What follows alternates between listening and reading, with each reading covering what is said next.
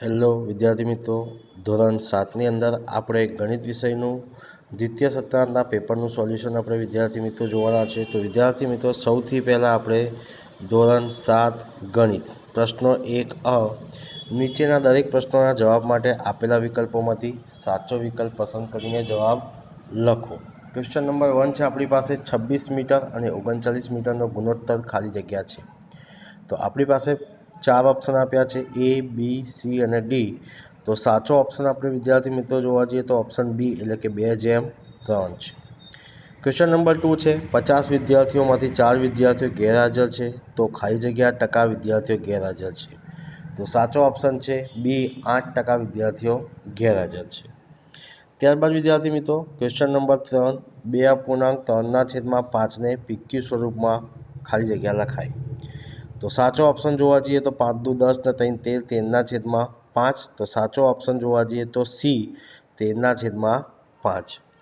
ખાલી જગ્યા ચોથો પ્રશ્ન છે, ખાલી જગ્યાની વ્યસ્ત સંખ્યા એની એ જ સંખ્યા મળે. તો -1ની વ્યસ્ત સંખ્યા 1ને એ જ મળે છે. ત્યારબાદ વિદ્યાર્થી મિત્રો આપણી પાસે આવે છે 5મો પ્રશ્ન, 36 સેમી ક્ષેત્રફળ ધરાવતા ચોરસ બાજુની લંબાઈ ખાલી જગ્યા સેમી થાય. તો ભાઈ લંબાઈ સુધી છે તો ક્ષેત્રફળ બરાબર 4 ગુણ્યા લંબાઈ, ભાઈ ક્ષેત્રફળ બરાબર પરિમિતિ, બરાબર છે. તો એ પ્રમાણે આપણે ગણતરી કરીએ તો આપણી પાસે જવાબ આવે છે 9 આવે છે. છઠ્ઠો પ્રશ્ન છે, એક સમાંતર બાજુ ચતુષ્કોણનું ક્ષેત્રફળ 48 સેન્ટીમીટર સ્ક્વેર છે. જો તેનો પાયો 6 સેમી હોય તો પાયા પરનો વેધની લંબાઈ ખાલી જગ્યા સેમી થાય. તો જવાબ છે વિદ્યાર્થી મિત્રો 16 સેમી થાય. 7મો ક્વેશ્ચન છે આપણી પાસે, 5x4, y3, z7 પદમાં સંખ્યાત્મક સહગુણક ખાલી જગ્યા છે. તો જવાબ છે 5. 8મો પ્રશ્ન છે, 4×3 અને ખાલી જગ્યાની કિંમત સરખી છે. તો 8×2, 4 ચોક 16, 16 ચોક 64, એટલે 64, એટલે બંનેની કિંમત કેવી છે? સરખી છે. 9મો પ્રશ્ન છે, ચોરસને ખાલી જગ્યા સમમિતિ રેખાઓ હોય છે. તો કેટલી રેખાઓ હોય છે ભાઈ? 4 રેખાઓ હોય છે, એટલે કે ઓપ્શન સી સાચો છે. પ્રશ્ન નંબર 10, ખાલી જગ્યાને ફક્ત એક જ સપાટી જોવા મળે છે. તો જવાબ છે સાચો ઓપ્શન ગોળો. ગોળાને ફક્ત એક જ સપાટી જોવા મળે છે. ત્યારબાદ વિદ્યાર્થી મિત્રો આપણે જોવા જઈએ પ્રશ્ન 1બ, પ્રત્યેક વિધાન સાચું બને એ રીતે ખાલી જગ્યા પૂરો. પહેલો જ પ્રશ્ન છે, 60% અપૂર્ણાંકને અતિશંસિત સ્વરૂપમાં ફેરવો. તો ગણતરી કરીએ તો 60ના છેદમાં કેટલા? 100. તો 0 ગયા 0 એટલે 6ના છેદમાં કેટલા આપણને મળે છે? જવાબ 10 મળે છે. બીજો દાખલો છે, 2/3 ગુણ્યા 3/5 ગુણ્યા 5/2 બરાબર કેટલું? તો 3 કેન્સલ, 5 કેન્સલ, 2 કેન્સલ, તો આપણને જવાબ કેટલો મળે છે? 1 મળે છે. ત્રીજો પ્રશ્ન છે, એક લંબચોરસની લંબાઈ 14 સેમી અને પહોળાઈ 11 સેમી છે. તો પરિમિતિ ખાલી જગ્યા સેમી થાય. ભાઈ પરિમિતિ કેટલી થાય? 50 સેમી થાય છે.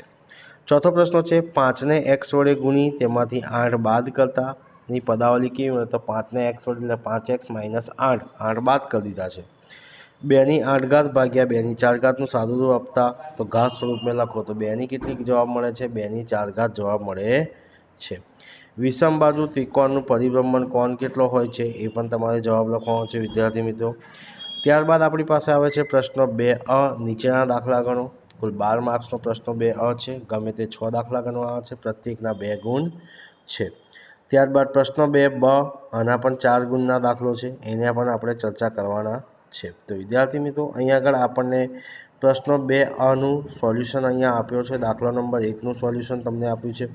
વિદ્યાર્થીઓની સંખ્યા, ગણિત ભણવું ગમતા વિદ્યાર્થીઓની સંખ્યા 22 છે. તો આનું આપણે કેલ્ક્યુલેશન કરીએ છીએ તો આપણને જવાબ કેટલો મળે છે? 40% મળે છે. એવી જ રીતે દાખલો નંબર 2નો 20% એટલે 25 બરાબર કેટલા? તો આનું પણ આપણે જો વિદ્યાર્થી મિત્રો સોલ્યુશન કરીએ છીએ તો આપણને જવાબ મળે છે 125. ત્યારબાદ ત્રીજાનો પણ જવાબ આપણને વિદ્યાર્થી મિત્રો અહીંયા આપેલા છે, સ્ક્રીન ઉપર તમે જોઈ શકો છો. ચોથો દાખલો છે, ભાગાકાર કરો. એની અંદર પણ વિદ્યાર્થી મિત્રો તમને સોલ્યુશન આપવામાં આવેલો છે, જોઈ શકો છો. એનો જવાબ પણ 9/20 આપણને મળે છે. ત્યારબાદ પાંચમા દાખલાનો જવાબ જોવા જઈએ તો આપણને પાંચમા દાખલાની પરિઘ પણ આપણને 220 સેમી જોવા મળે છે। છઠ્ઠા દાખલાનો પણ જવાબ આપણને 42 સેમી વ્યાસ છે, તો આપણને આપણે ક્ષેત્રફળ શોધવાનું કીધું છે વર્તુળનું, તો વર્તુળનું ક્ષેત્રફળનું સૂત્ર મૂકીએ છીએ પાયા સ્ક્વેર, તો આપણને જવાબ મળે છે 1386 સેન્ટીમીટર સ્ક્વેર જવાબ મળે છે। ત્યારબાદ પ્રશ્ન 2બ આવે છે। પ્રશ્ન 2બની અંદર એકપદી, દ્વિપદી અને ત્રિપદીની અંદર આપણે વર્ગીકરણ કરવાનું છે, તો અહીંયા આપણે એકપદી, દ્વિપદી અને ત્રિપદીની અંદર આપણે વર્ગીકરણ કરીને બતાવેલું છે। પ્રશ્ન 2બનો બીજો દાખલો છે સજાતીય પદો સાથે ગોઠવી આપણને સાદીરૂપ આપવાનું છે, એટલે સરખા પદોને ગોઠવીને આપણે સાદુરૂપ આપવાનું। તો વિદ્યાર્થી મિત્રો અહીંયા સાદુરૂપ આપીએ છીએ તો આપણને 3a - b - ab બરાબર -ab - 3 મળે છે। ત્યારબાદ વિદ્યાર્થી મિત્રો આપણે જોવા જઈએ પ્રશ્ન 3, તો પ્રશ્ન 3ની અંદર આપણને 5 દાખલા આપ્યા છે, એમાંથી ગમે તે 4 ગણવાના હોય છે। પ્રશ્નો 3બનો નીચેના પ્રશ્નો માગ્યા મુજબ જવાબ લખો। સાદુરૂપ આપવું, બંને દાખલાના સાદુરૂપ આપવાનું કીધું છે, તો પણ અહીંયા સોલ્યુશન તમને જોવા મળી રહ્યા છે। ત્યારબાદ વિદ્યાર્થી મિત્રો નીચેના દાખલા ગણો, તો ત્રિકોણ ABC, અહીંયા પણ દાખલા તમારે અહીંયા પ્રશ્ન 3અના દાખલાનું સોલ્યુશન તમને વિદ્યાર્થી મિત્રો અહીંયા આપી દેવામાં આવેલું છે, તમે જોઈ શકો છો અને લખી પણ શકો છો। ત્યારબાદ વિદ્યાર્થી મિત્રો આપણી પાસે નેક્સ્ટ આવે છે। નેક્સ્ટ પ્રશ્નનો જવાબ ધારો કે સાડીની કિંમતવાળો દાખલો છે, તો એનું પણ વિદ્યાર્થી મિત્રો તમને અહીંયા સોલ્યુશન આપી દેવામાં આવેલું છે, જોઈ શકો છો અને લખી પણ શકો છો। ત્રીજો દાખલો બાદબાકીનો દાખલો છે, એનું પણ સોલ્યુશન તમને અહીંયા આપ્યું છે, એ પણ તમે જોઈને અહીંયા લખી શકો છો। ત્યારબાદ વિદ્યાર્થી મિત્રો આપણી પાસે આવે છે નેક્સ્ટ ચોથો દાખલો, એનું પણ સોલ્યુશન તમને અહીંયા સ્ક્રીન ઉપર આપેલું છે, જે સોલ્યુશન તમને એના જવાબો પણ વિદ્યાર્થી મિત્રો મળી રહ્યા છે, એ પણ તમે જોઈ શકો છો, બરાબર છે વિદ્યાર્થી મિત્રો। ત્યારબાદ આપણી પાસે આવે છે ક્ષેત્રફળ શોધવાનું કીધું, ક્ષેત્રફળનું પણ સોલ્યુશન આપવામાં આવેલું છે। પ્રશ્ન 3બનો દાખલો 1 અને દાખલા 2ની અંદર પણ તમને સ્ક્રીન ઉપર આનું સોલ્યુશન જોવા મળી રહ્યું છે। તો આ હતું વિદ્યાર્થી મિત્રો તમારી પાસે પ્રશ્ન 3અ અને પ્રશ્ન 3બનું સોલ્યુશન તમને કહેવામાં આવેલું છે। ત્યારબાદ વિદ્યાર્થી મિત્રો આપણી પાસે નેક્સ્ટ પ્રશ્નો છે, એનું પણ સોલ્યુશન તમને અહીંયા આગળ જોવા મળશે, વિદ્યાર્થી મિત્રો જોઈ શકો છો। પ્રશ્ન 4બનું પણ સોલ્યુશન તમને અહીંયા સ્ક્રીન ઉપર આપણે વિદ્યાર્થી મિત્રો આપવામાં આવેલું છે, તમે જોઈ શકો છો।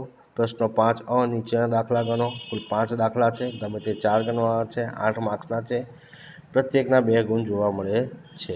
એવી જ રીતે પ્રશ્ન 5બની અંદર પણ તમને દાખલા જોવા મળે છે, એ પણ તમને જોવા મળી રહ્યા છે વિદ્યાર્થી મિત્રો। ત્યારબાદ તમને વિદ્યાર્થી મિત્રો અહીંયા દાખલા આપવામાં આવેલા છે, પ્રશ્ન 4 અને 5ની અંદર દાખલા તમને જોવા મળી રહ્યા છે। તો વિદ્યાર્થી મિત્રો આ હતું ધોરણ 7 ગણિત વિષયના પેપરનું સોલ્યુશન દ્વિતીય સત્રાંત। તો વિદ્યાર્થી મિત્રો આ વિડીયો ગમ્યો હોય તો લાઇક કરજો, શેર કરજો અને કમેન્ટ કરજો। જો ચેનલને સબસ્ક્રાઈબ ના કરી તો સબસ્ક્રાઈબ કરવાનું ભૂલતા નહીં। જય હિન્દ, જય ભારત।